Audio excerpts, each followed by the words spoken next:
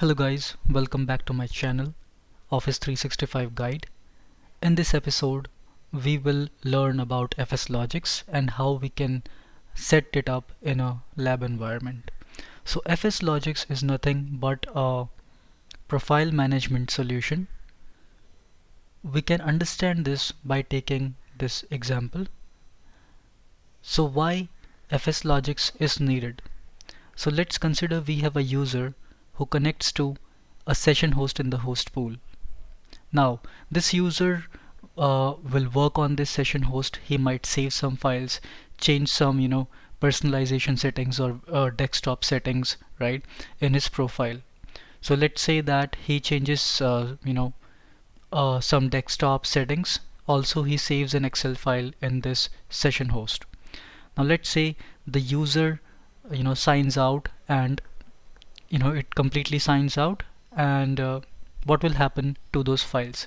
So if it's a persistent system, the files will stay in that session host, but if it's not, the moment the user turns off or signs out, those files will be gone.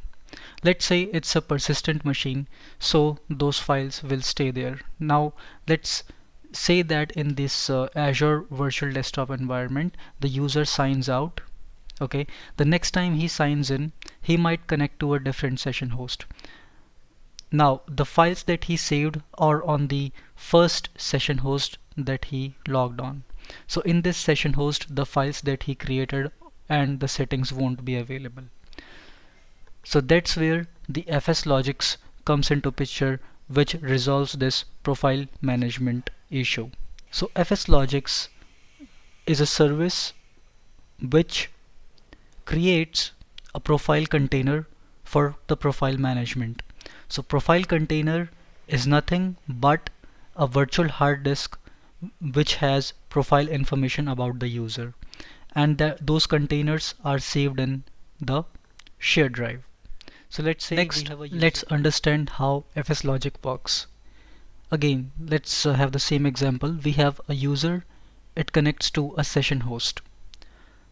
Now if the Fslogix is set up right, the AVD service will check, or the Fslogix service will check whether there is a profile container exist for this user or not. If it's there, then the profile container will be mounted to the session host. If the container is not there for the user, then the session host will create the container for this user. Next, the session host will have this profile container mounted to it and the user will access his profile. Let's say the user signs out and he signs in again after some time to a different session host. What will happen is the Fslogix service will mount the user's profile container to the session host, and user will have all the settings and the files that he had saved previously. So the whole logic is that the profile for that user is contained within a profile container, which is a virtual hard disk. Every time the user logs in to a session host, this profile container gets mounted to that session host. There are three options for storing the profile containers.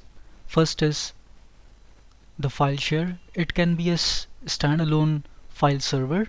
The second option is Azure Files.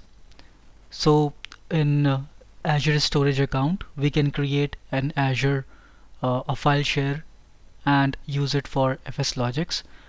The next option is Azure NetApp Files, which is high performance and it has low latency, but it's too costly. In our demo, we will use file share in a storage account. Earlier, only RBAC access. Earlier, the file share in Azure storage can only be controlled through. Earlier, access can only be controlled using RBAC in file share for the Azure storage, but Microsoft has also enabled NTFS style permissions for the file share. So we can use the NTFS file permissions for this storage account. Let's understand how Azure Files will work, or how this whole architecture works for Fslogix. Now the first question is, Azure is a storage, in Azure we have a storage account, and a storage account cannot be joined to a domain controller. For example, if we have a file share on a domain joined computer, we can right click on it and go to properties and then security and modify the permissions for that shared drive or file share. But here we have storage account and we need to set up the NTFS style permissions. So how can we do that? So what happens is, the storage account gets added to the domain controller as a object.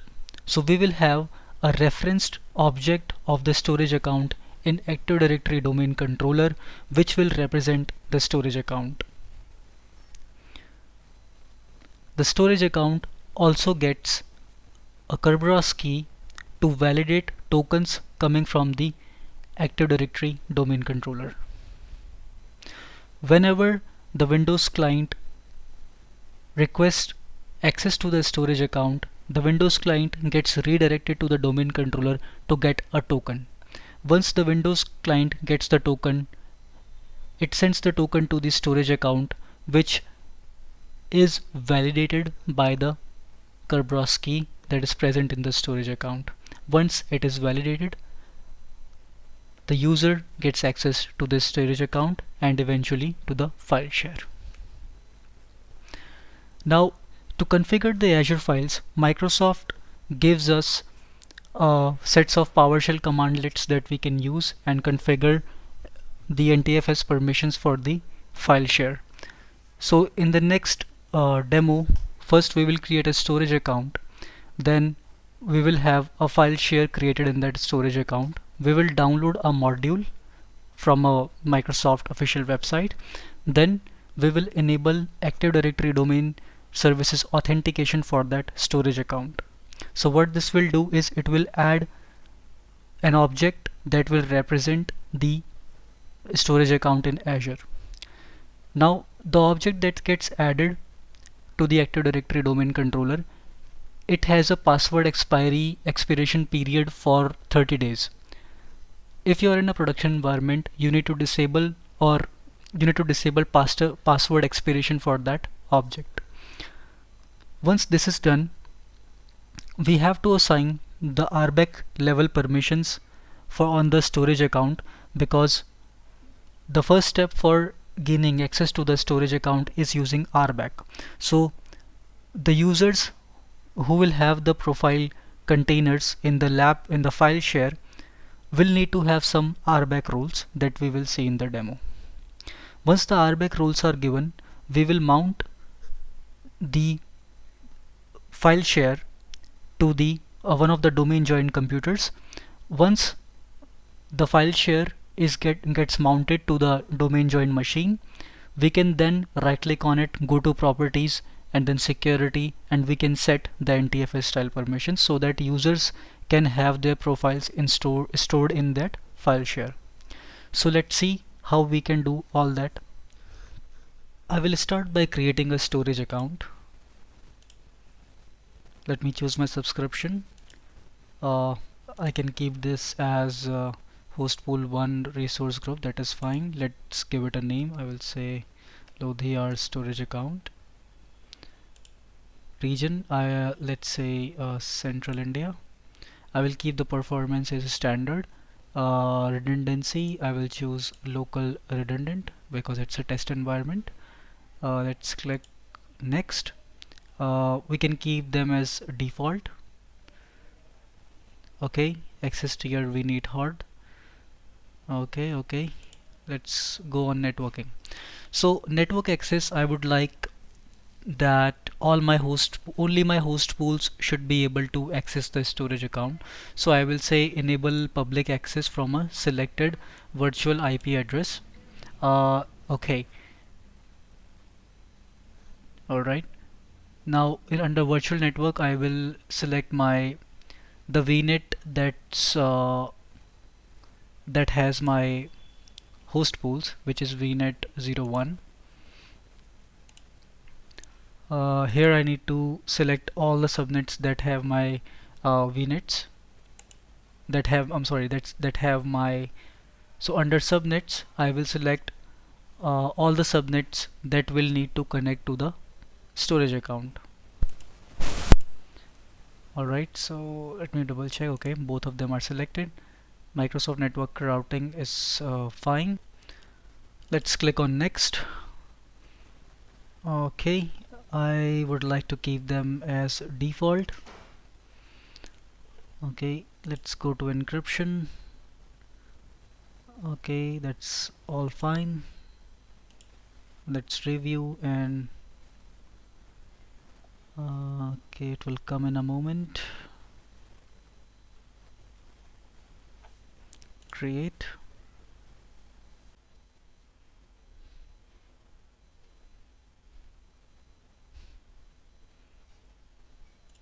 So the deployment is complete. Let's go to the resource.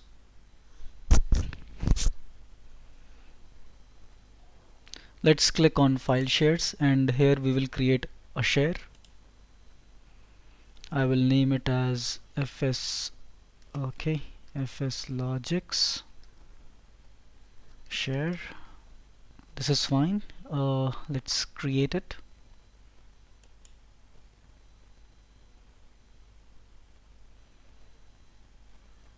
Alright, so our Fslogix share alright, so our file share has been created under this storage account. Before we move forward, we need three things. Let's copy them and paste it in a notepad.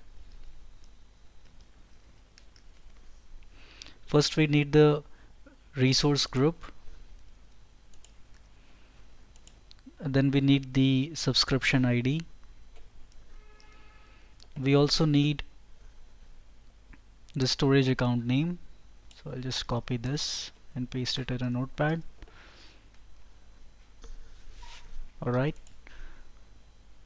now the next part is enabling SMB authentication, or in this we will add an computer object in the local Active Directory that will represent this storage account.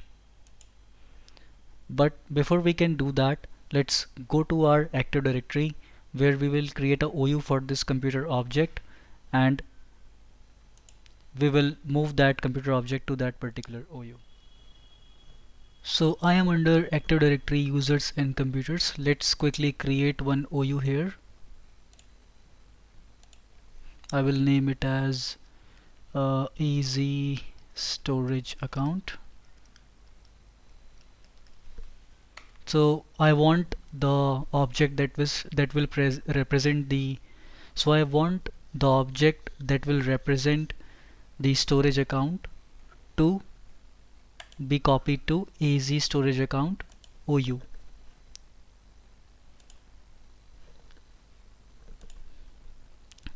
Let's move ahead and configure SMB authentication. Alright, so enabling SMB authentication, or in other words, creating an Active Directory object for the storage account, requires us to run some PowerShell commandlets. Microsoft provides the entire script in one of the Microsoft official documentation.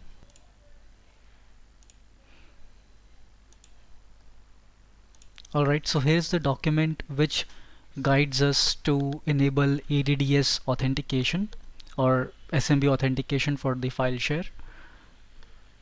Now it has some PowerShell commandlets that we will go through to make this happen, but first what Microsoft suggests is to download the AZ hybrid module, which has some commandlets in this script that we will use.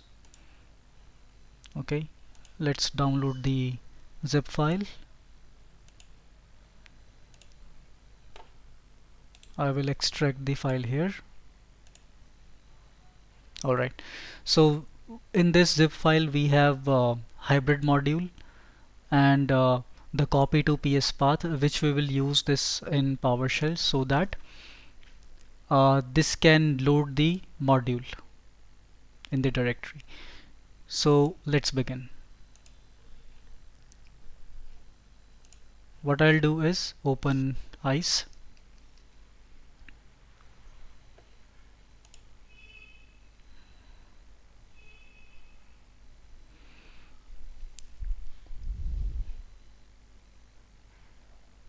First thing I'll do is set the execution policy to unrestricted.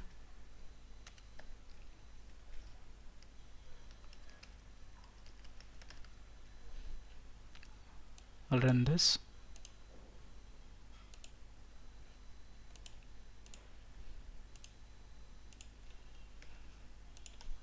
Next, I will change the directory to Azure Files hybrid module that we have downloaded. So let me copy that path.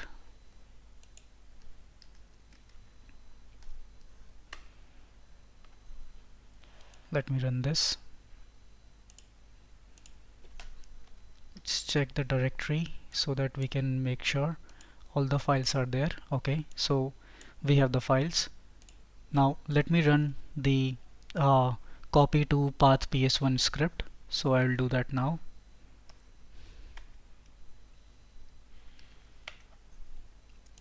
Let's run this.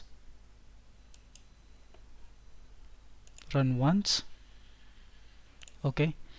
Let me maximize the font also. So I'll go to tools, options. Okay, let's maximize it to, let's say, 12. Okay. Alright, so I have run the copy to path.ps1 file. Let's open the Microsoft article again. So we have this script ready from Microsoft. I'll just copy this whole thing and save it in my ICE. Okay.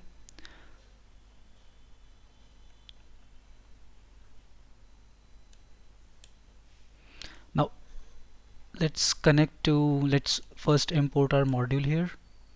So I'll run once, yes to all.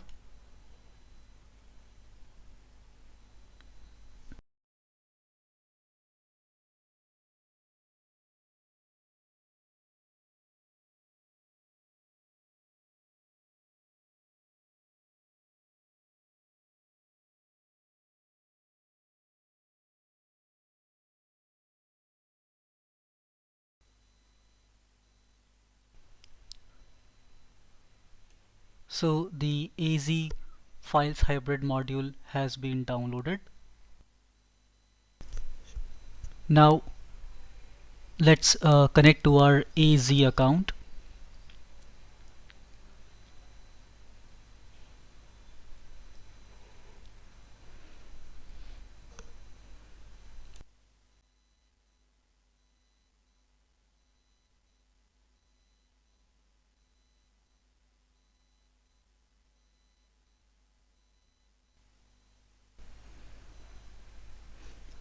As we are connected to the AZ account, let's quickly change these values that we copied in the notepad earlier: the subscription ID, the resource group name, and the storage account name.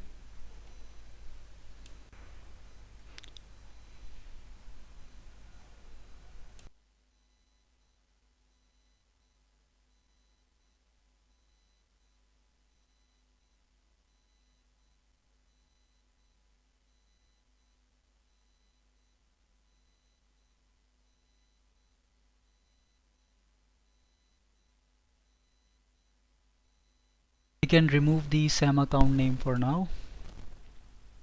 Okay. Here it's asking the domain account type, which means that whether we want a computer account or a service logon account. So we will just remove the part that we do not need. So we want a computer account that should represent our storage account. Distinguished name, here I need to define to which this particular object should go to. So I have defined easy storage account that I created previously. Let's run this. to load in the memory. I'll check if I'm in the correct subscription. Okay, I am. Now this is the actual command join AZ storage account, which will join the object to the Active Directory. Now if I go above, there was one more variable called SAM account name, as we can see. Just a sec. So as we can see here, SAM account name, we don't need that as of now, so I have removed it.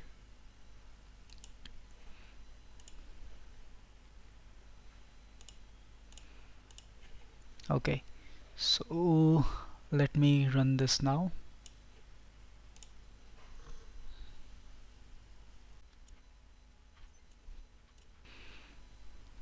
Okay, the operation is succeeded. Let's see in our Active Directory if the object was joined. So I will hit a refresh. Okay, so under this OU we have got the storage account. If you notice, it has the same name as the storage account, which is Lodhi Lodhi IRSA. So this is my computer account that represents the Azure storage account. Okay, so this this is how we do it. Let's move on to the next steps. So till here we are done. Now the below commands are just there to see if there were any issues with it or not. Like this debug AZ storage account, this is for that. We can skip this update AZ storage account auth because we don't need that. This is for service logon account, so we can skip that part. Before we move forward, I would like to mention that the computer account will change its password every 30 days. So it's a good idea to disable the password reset or password change for this computer account that represents our storage account, because if we don't, then the Fslogix won't work. So we can follow a Microsoft article where it describes how we can disable the password changes for a particular OU. So here's the article which describes how we can disable the password change for a particular computer account. Basically, we will set a GPO on one of the OUs where this computer resides. So this is the GPO path: computer configuration, Windows settings, security settings, then local policies. And here under security options we can do that. So let's open the GPO. I will create a new group policy object. I will name it as no password change. Let's edit this one. So I'll go to computer configuration under policies, Windows settings, then security settings, and here I will open local policies, then security options. So here I will select domain member maximum machine account password age. I will click on that. I will define this policy and I will make it 0 days and apply and OK. Now let's close this policy and I will apply this policy to this GPO. So I will link an existing GPO, select the policy and apply OK.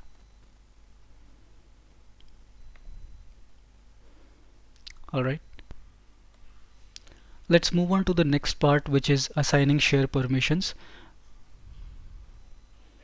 The storage account comes with 3 share level permissions, which is storage file data SMB shared reader, storage file data SMB share contributor, and storage file data SMB share elevated contributor. Now we only need these two. We can leave the reader. So any user which needs a profile in the profile container will need to have this particular permission called contributor, and for the admin account we will assign this elevated contributor permission so that he can set the NTFS permissions once the file share is mounted to one of the domain joined computers. Okay, so I will go to my storage account, open it.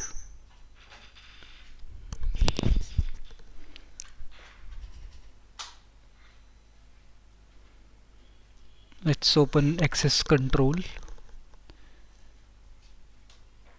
Here I will add a new role. I will search for SMB. So I will say SMB file data SMB share elevated contributor.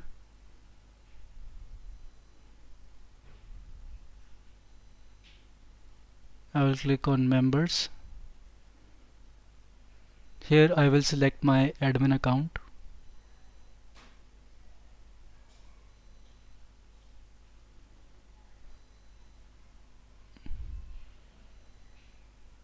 I will review and assign this role.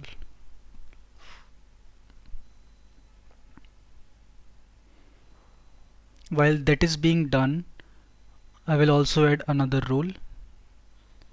In the search I will type SMB and I will select SMB share contributor. Let's click on members. Here I will add my AVD users security group.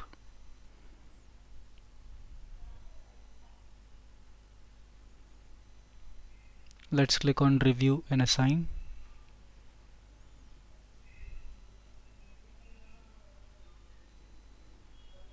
So that is also done. Before we move to the next part, we would need a few things from this portal. One is the storage account name, the file share name, and the access key. The reason we need access key is because we would use this key in order to mount the file share on one of the domain joined computers. So I have copied everything in a notepad file. Make sure to keep the key safe, because if it gets exposed, people can have access to your storage account. So keep that in mind. Now Microsoft gives a command to mount the file share to a one of the domain joined computers. So this is the command which we can use in order to mount the file share. So I'll just copy this and paste it in my PowerShell. So it's a simple command. So the drive letter it will give is Z or Z. I will enter my storage account name here. Just copy and paste.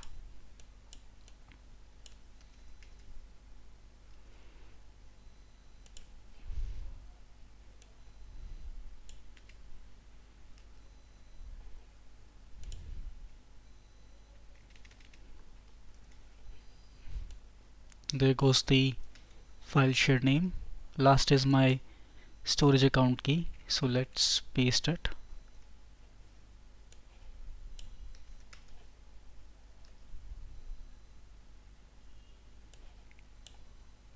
Okay, I'm gonna run this command.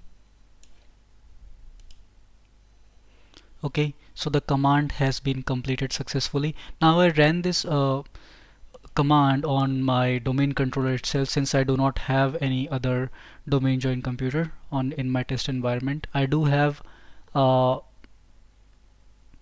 the other session host, but it's fine if you use it in a domain controller for the testing purposes also. So let's go to PC. So here I can see that my file share has been mounted to the machine. Okay, so let's click on it here.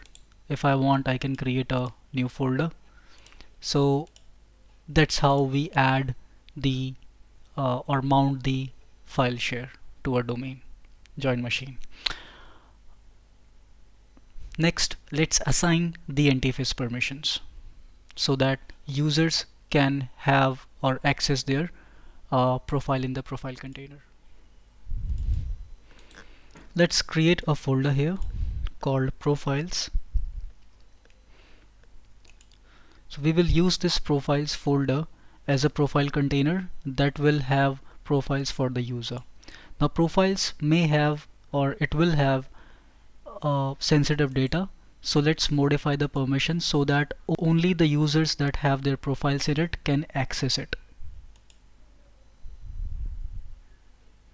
Let's go to advanced, and I'm gonna disable inheritance. It's converted. Now let's remove the authenticated users because I don't want everybody to have access, users as well.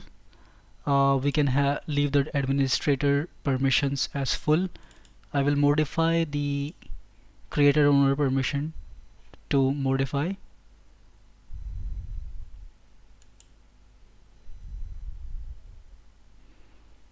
Let's add our AVD user here.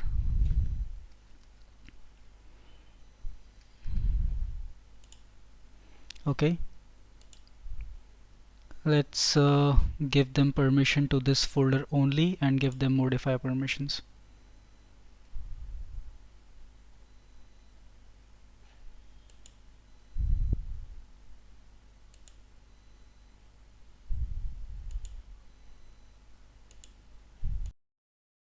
Let's create a specific OU for our AVD session host. So right now these are under default OU, which is computers. I will create a specific OU for them so that group policy can be applied for Fslogix to that particular OU. I will say AVD session hosts. Sorry. I will move these both computers to our created OU. So AVD session host.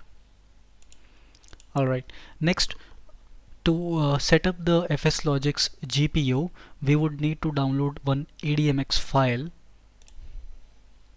So to install Fslogix, there is a Microsoft documentation which guides us how we can install Fslogix ADMX file. So here we need to copy the ADMX file for Fslogix under the policy definitions folder if we are on a domain controller. So let's do that now.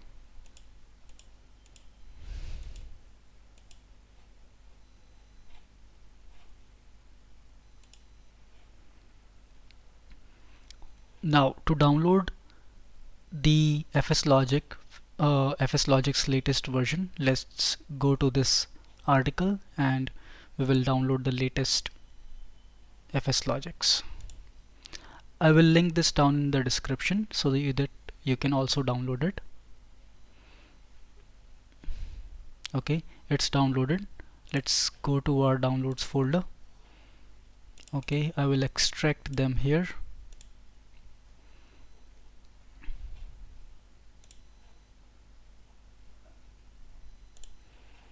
Okay, so they are extracted. Next, what I want to do is copy the ADMX file and ADML file to the sysvol folder.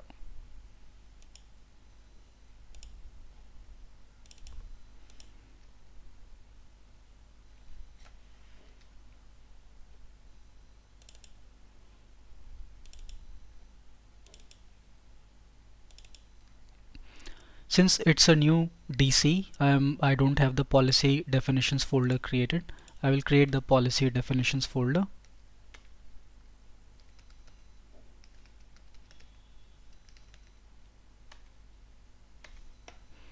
Now if we open the article, now it's asking to copy this ADMX file to the policy definitions folder. So let's do that now.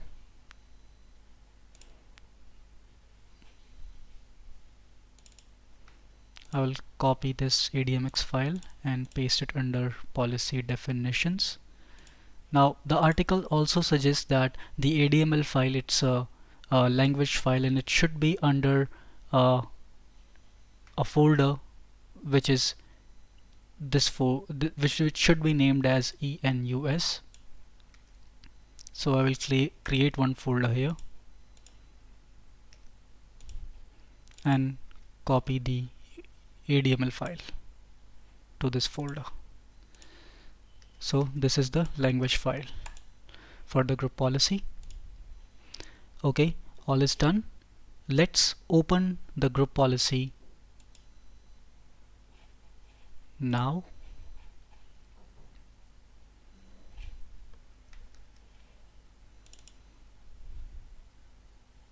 Okay, I will go under group policy object and create a new GPO.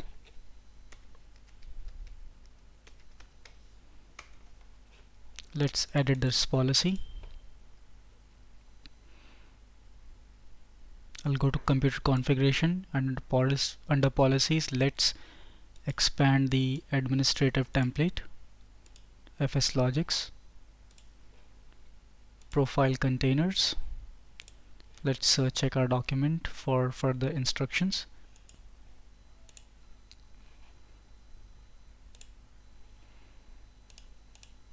Under profile containers, let's first enable the Fslogix service. So I'll enable it.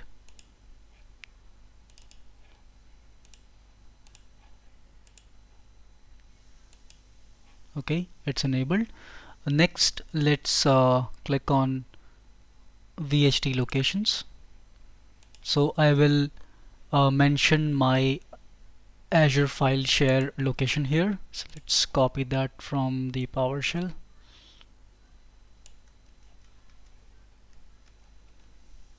So I will add profiles here.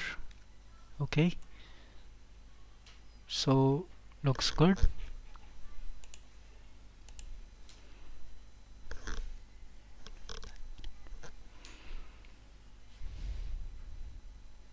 Size in MBs. So let's make it 15 GB.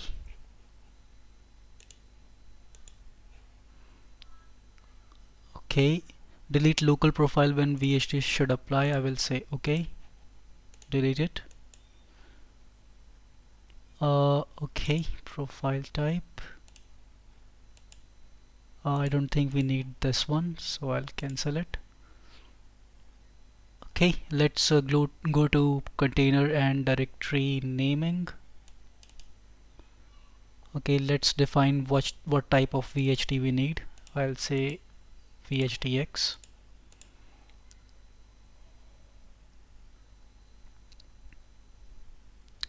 The other option we can select is flip-flop the directory naming, so let's do that also.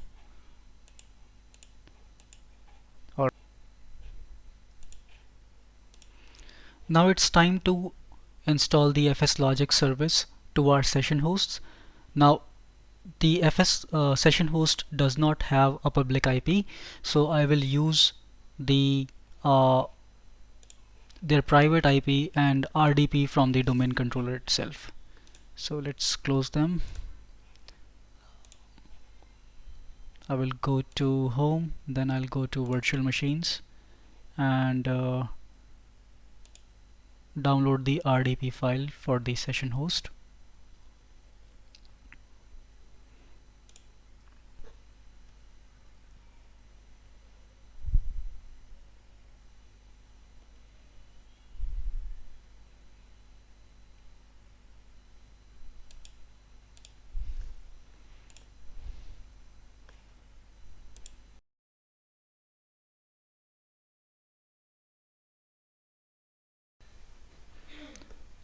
Okay, so I have downloaded the RDP file. Let's connect to the session host.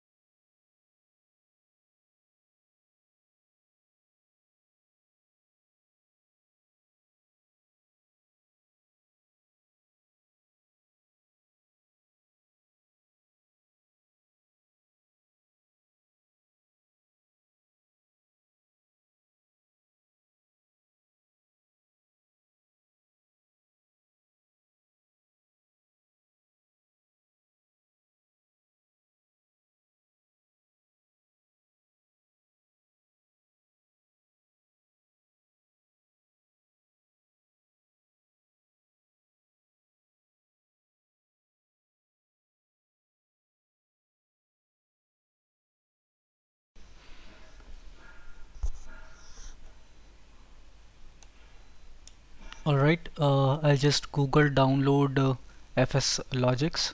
Now it should give me some reference links which I can open to download it. Okay, one of the two links will work or both can work. I just need the link to download them. So let's click on download. Alright, it is being downloaded.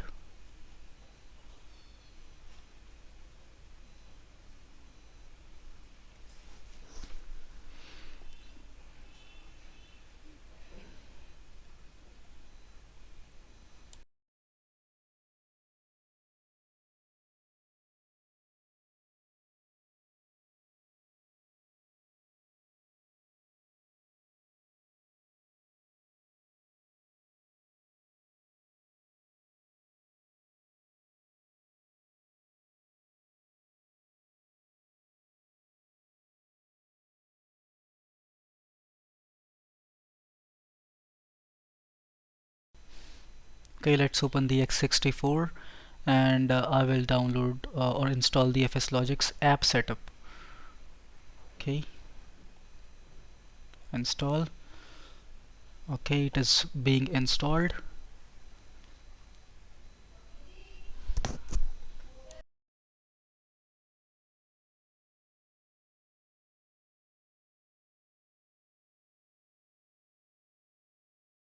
Okay, let's restart this session host.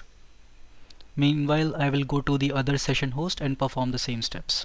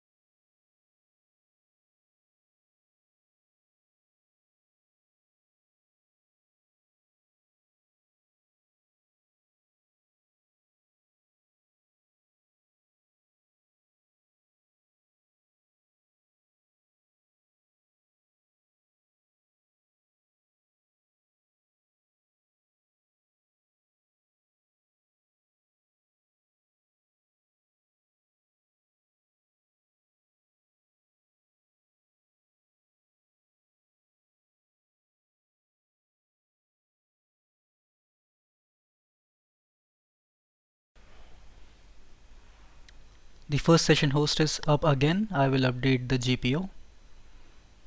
But first, let's check if the application is there. Okay, it's there. So I will open the command prompt and update the group policy.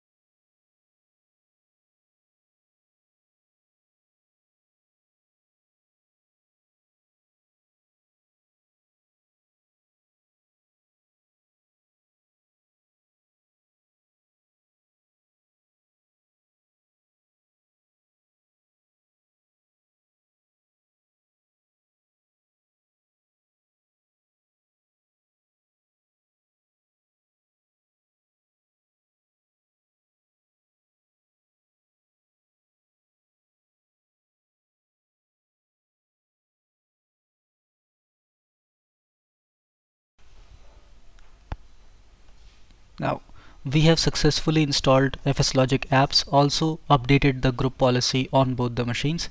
It's good time to open the Chrome in a private window, and we will log into one of these session hosts as a AVD user, and we will check whether or not a profile has been created for these users under the profile container. So I will go to the URL aka.ms/avd web to open the endpoint for AVD service. Okay.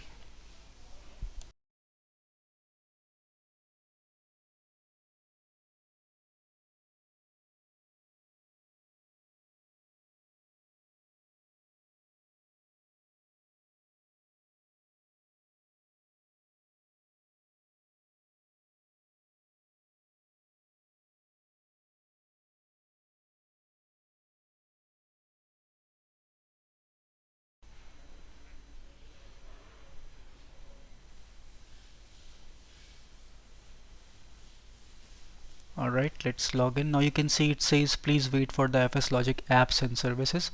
So it is because we installed the application for Fslogix and also updated the group policy. So this is a good sign.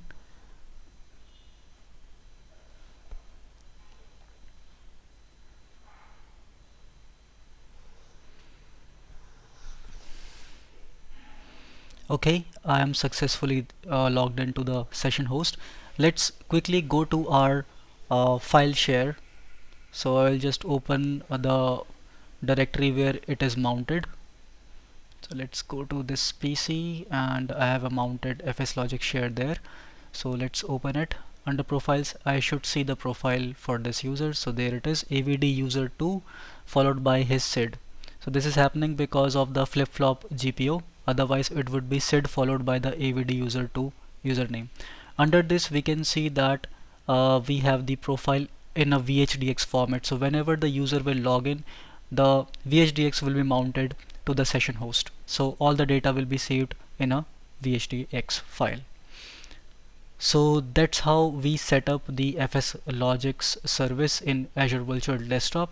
I hope that you were able to understand how to get this done. Please comment down below if you have any questions, and if you haven't subscribed to my channel, please do. I have more videos coming up, and you have a nice day, and I'll see you guys in the next video. Take care. Bye bye.